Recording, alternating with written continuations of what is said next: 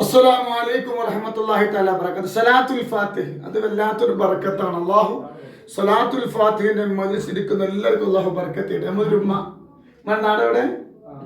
പുത്തനത്താണ്. അല്ലാഹു ബർക്കത്ത് ചെയ്യട്ടെ. എന്താ വിഷയം ഉണ്ടെന്ന് ഓർക്കേ പറയും. കുട്ടിക്ക് അപസ്മാരായിരുന്നു. വിഷമം ഉണ്ടായിരുന്നോ? ഭയങ്കര വിഷമായിരുന്നു.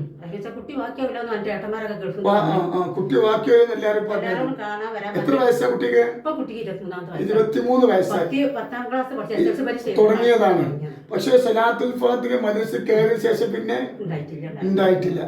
എത്ര വയസ്സായി ഇപ്പോ? 23 വയസ്സായി. കുട്ടി മുഖേന ചെയ്യുന്നോ?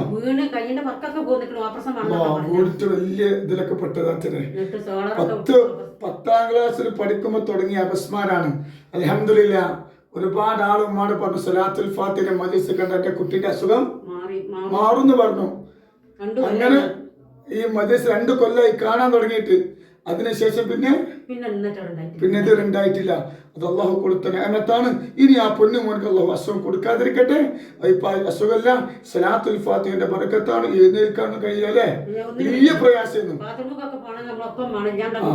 ബാത്റൂമിലേക്ക് കൊണ്ടുപോകുമ്പോ കുട്ടി ഉക്കുത്തരെ.